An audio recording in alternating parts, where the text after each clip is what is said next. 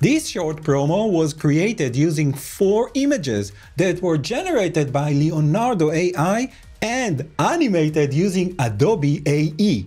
Let me walk you through the process. So there are plenty of text-to-image options out there, and if you want to know more about using AI for design and visual effects work, make sure to stick until the end to learn about 2 new courses that I host. But for now, let's continue with the tutorial. So I'm a big fan of Midjourney, DALL-E and Firefly, but currently my favorite tool is Leonardo.ai, which offers, by the way, a free option. So I think you get 180 credits each day, so definitely try it yourself. The link is down below. They also have an impressive photoreal and alchemy models that can produce amazing images, as you will see in a moment.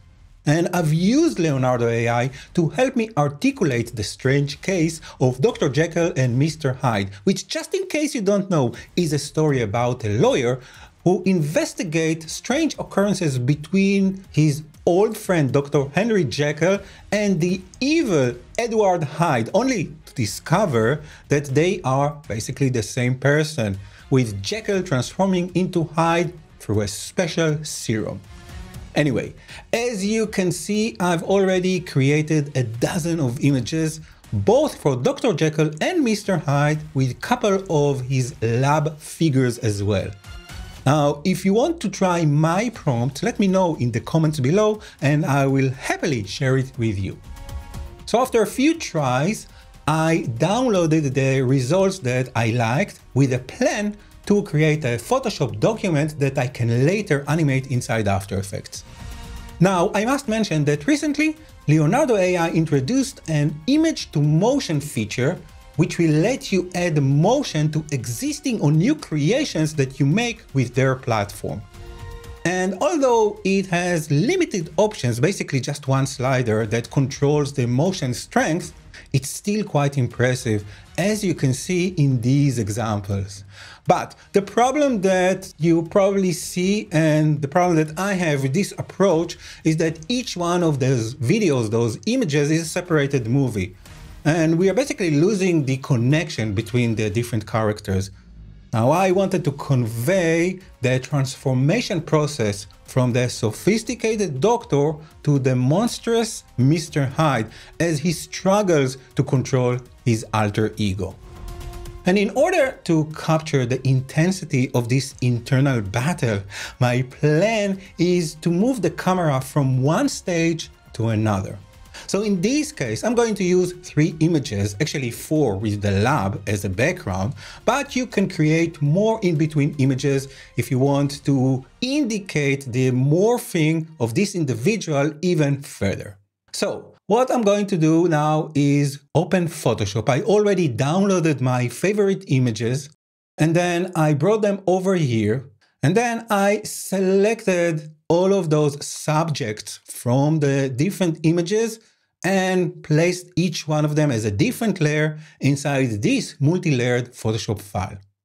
I also upscaled the lab image, which is the background, using Topaz Photo AI, and this is just to make sure that I have enough resolution when I will pull back the camera in After Effects. And this is why those main characters are floating in mid-air. But don't worry about it, it's not going to be visible when we are going to animate the layers. There's also a text layer here with the name of the book, and I know that the book doesn't start with the word "the", but for the sake of legibility and typography, I added it over here. By the way, I'm using the Smoking typeface, which is a commercial font, and I'll put a link below if you want to check it out. And that's it basically. Now we are ready to bring this document to After Effects and animate it over there. Here in After Effects, I'll double-click inside the project panel. To invoke the import dialog, I'll select the file that I just showed you, click Open, make sure to import it as a composition, retain layer sizes, and then I'll click OK. I'll double-click to open it here inside After Effects, and I'll go to the Composition menu, and under Composition Settings, I'll change the dimensions from 4K to HD. Remember, we have those extra pixels because we want to travel through those different layers. So HD should be enough in this case. I'll make sure the duration is set to 10 seconds as it is in my case, and then I'll click OK. Now, to disperse those layers in 3D space without changing the design, I'm going to use my free script one-click parallax. I already covered it in a previous tutorial, which I'm going to link down below so you can watch it as well as download it for free if you want to follow along. So I'll go to the window menu and I'll open up the one-click parallax script. Now, before I'll type anything in this panel, I'll create the camera because I want the script to use a different camera from the default settings. So I'll go to Layer, New, and I'll select a new camera. I'll change the preset to 28mm because this is the camera that I want to use. I want to create something which is a little bit bigger than life. And then I'll click OK. Now, After Effects may warn you that there are no 3D layers when you are going to create it. So just click OK, and the script is going to use this camera now. Now, I want to separate each one of the layers really far away from each other. So instead of the 50% default value, I'll change this to 800. And finally, I'll click on Create Parallax. It looks like nothing has happened, but actually, the layers are now being separated in 3D space. And to show it to you, I'll go to the end of this timeline, and then I'll start to orbit around the scene by holding down the Option key. And as you can see, this is what we are getting. So I'm going to pull away from the scene. My Option key is still pressed. This is Alt on the Windows side. And with the right mouse click, I can track out. So let's just place it somewhere over here. The middle mouse, by the way, is going to give you the pan so you can move left and right. And I'm looking for something like this. Maybe I'm also going to change this to this angle. So all the characters are going to peek behind the evil Mr. Hyde. And I'm also going to select the Dr. Jekyll layer and move it so we can see him a little bit better. We may want to actually scale it down so his head is not going to be so big compared to the other ones. So this is totally up to you, but I think this kind of blocking works quite nice. And then I'll return to the text layer. I'll press S to see the scale, and I'm just going to scale it so it will be a bit bigger, as well as bring it down, something along those lines. So let's go with 1400. I'm also going to go to Effect, and under Perspective, I'll apply the Drop Shadow effect. I'll sample a darker color from the background, and then I'll play with the distance, the direction, and the softness, also the opacity. I just want to separate it from the background so it will be a bit more legible. Now I want to see what I've modified in terms of the camera motion. So I'll select the camera and then double tap the letter U. So UU in sequence is going to show me all the things that I've changed. Now I'm going to worry about all of the camera options in a later stage. For now, I just want to create a basic camera motion. So I'll create keyframes for the point of interest and the position at the last frame. And then I'll go to the beginning and I want to move through all of these layers. So in this case, I'll press the digit 3, which is going to switch me to the tracking tool.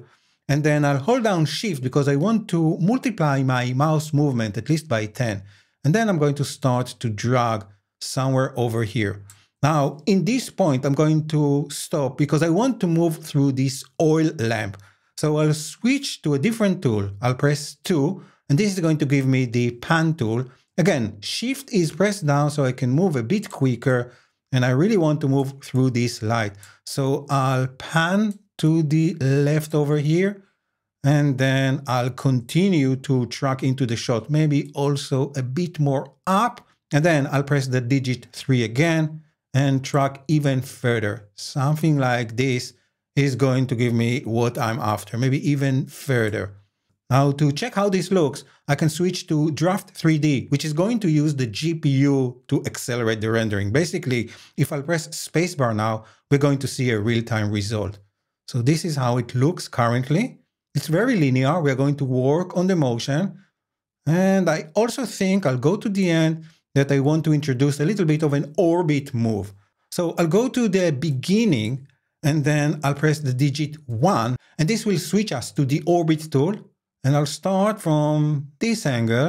So at this stage, I'm just eyeballing it, trying to make it perpendicular to the edge of the comb. And then I'll go to the end. And of course, I'm playing with those 3 digits, 1, 3, and 2, until I have the desired placement. All right, let's watch it from the beginning. Okay, it looks really nice, but of course we have a very linear motion. So to remedy this, I'll make sure to select all the keyframes. So you can click on the name of the property and then shift click on the other one. I'll press F9 to ease the motion. And then I'll pay a short visit to the graph editor, making sure that I'm editing the speed graph. I'll mark here around this point, which is the last keyframe for both of them. And I'll change the speed graph. So we'll have a faster beginning and then a very slow and graduated ending. Nice. And of course, we can still move the scene. But if you choose to do this, make sure that you are on top of one of those 2 keyframes. So in this case, at the end over here, I may want to just take it and place it somewhere over here to give us a little bit of a better crop, I think. All right, let's have a look at it from the beginning. And I think it looks really, really nice. And it was very easy to pull off thanks to the one-click parallax script. Now I want to add some life to the Mr. Hyde layers. And to do it, I'll use the puppet pin tool. However, since the camera in this composition is already animating, it's going to be a little bit of a challenge to make it happen. So let me share a cool trick to help you solve this issue if you need to animate 3D layers after you already set the camera in motion. And to do it, I'll return to the timeline, I'll close the camera, and I'll go to the beginning. This is very important because we want to start the animation from the start. So I'll double click on the first Mr. Hyde layer. This is layer number 4, which is going to be opened now in its own isolated layer viewer. Over here, I can animate it using the puppet pin, and the animation is going to be reflected in the comp level. So let's just place pins in few strategic places, one above his head, over here on top of his shoulders, and on top of his hands, something like this, and maybe somewhere over here on the torso. Now, the puppet pin in After Effects is a unique tool, meaning that it already created keyframes for us. We don't need to worry about the animation. All we need to do is go to the end and then move those pins slightly to hint that this guy is actually moving. So the motion shouldn't be too extreme, something very, very mild. Maybe just lower his shoulders, nothing too fancy. So this is the animation on its own. You can see how he's start to move in a very frightening way. Let's do the same thing for the other image. Again, go to the beginning, double click on this Mr. Hyde version, and more or less do the same thing. So I'll click to create pins in the appropriate locations, and maybe over here and over here and over here. And then I'll go to the end and I'll move his fists and then the hand. So something like this, as well as a mild motion to the head.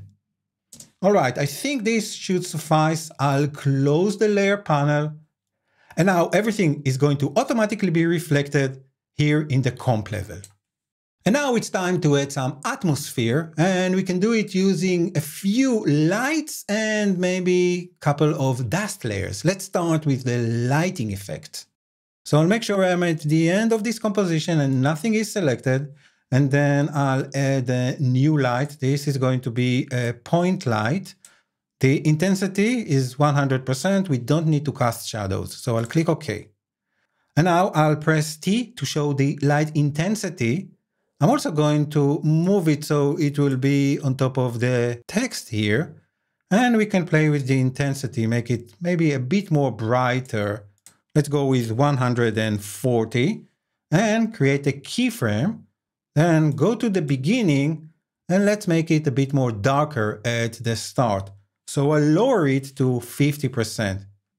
So it will start dark and gradually will become brighter.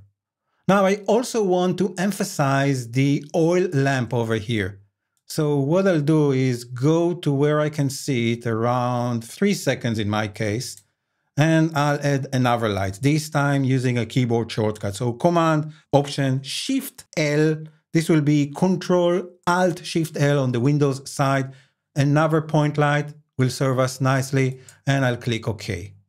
Now I want to make sure this light is just above the oil lamp. And to do it, I'll hold down Shift and I'll use the Parent and Link pick whip and Shift parent it to the Dr. Jekyll layer. And this means that now it is occupying exactly the same 3D space. So I can push it on its Z-axis and then move it on its X-axis and place it exactly where I need it to be. We can also press P and play with those values from the timeline. So something like this, I think, will work. And remember, it is parented to the layer, so it's going to move with this 3D layer. Now, I want to create a flickering effect for this light, so I'll press T again to show the intensity, hold down Option and click to create an expression for the intensity, and let's type down wiggle, and inside the parentheses, 5,20, and then click outside to accept it. So now you can see that the light is going to flicker. Let's just preview it from the beginning. And I think you will agree, this is going to add a nice atmosphere to those three fellows. To add the dust layer, I'm going to go to the end, and then I'll press Command Y, which is a shortcut for a new solid. I'll name this solid dust. I'll make sure the color is set to white. This is very important for this to work. And I'll click OK. To this layer, under Effect, Simulation, I'll apply the CC Snowfall effect, which is going to give us, if I'll switch off Composite with Original, a layer of snow. So let's just modify a few of the settings over here to make it appear more like dust. First, I'm going to take away the first 0 for the flake, so 1,000 I think should be enough. I'm also going to change the variation for the size. I'll leave it at 3, I think it's a good starting number. But I'll lower the speed from 250, which is very fast, to something along the lines of 3, and then again make the variation 100%. I'll do the same thing with the wind. I'll make it, let's say, 10, and make the variation for the wind 100%. So now, if I'll move my current time indicator, you can see that the speck of dust that we created is moving throughout the scene. However, this is just a 2D layer, so we'll need to do the same trick, more or less, that we did with the point light, meaning that we need to connect it with the correct layer. So first, let's convert it to a 3D layer, and then I'll hold down Shift, and this time I'll parent it to the lab layer. So it's going to jump to the 3D coordinates of this layer.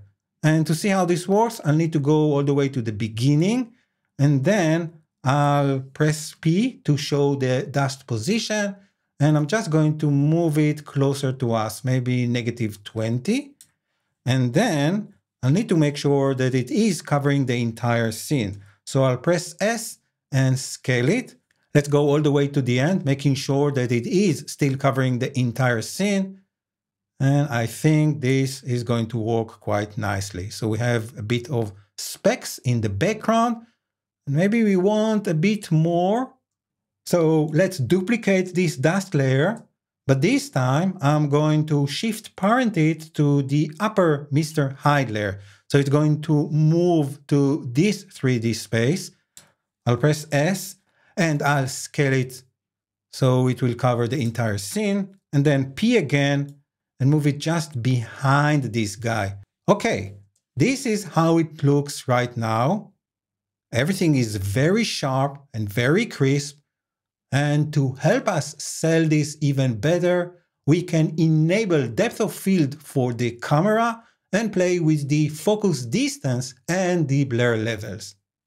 So I'll go to the end and then I'll double click on my camera and enable depth of field. I click OK to approve it. And now what I want to do is first make sure that the camera is focusing on the desired layer. So this is going to be my starting point. I'll make sure I select the camera and shift select the text layer. And then I'll go to Layer, Camera, and then make sure to set the focus distance to the layer. Now I'm going to open up the camera settings, which are actually called camera options. And to see how this works, I'll need to play with the aperture and the blur level. So let's start to raise this aperture value as well as the blur level until we are going to see something in the scene. Now, the reason that we are not seeing anything is because Draft 3D is still enabled. So I'll disable it, and now we can see how the depth of field is working. So let's round out these numbers. For the aperture, I'll type in 200, for the blur level, 1000, and then I can play with the focus distance until I feel that it actually focuses on the layer that I want it to focus on. So I'm going to continue and drag it until I'm happy with the result. So something along 24,000 is looking quite decent in this case. And that's it. Now, if I'll move the playhead, you can see how the depth of field is going to automatically move through the different layers, starting with a very sharp background and then going through the other layers, so Dr. Jekyll and the two variations of Mr. Hyde, until we are reaching the end of the comb. All right, let's close it up, go to the start, and then maximize the composition panel and preview the result.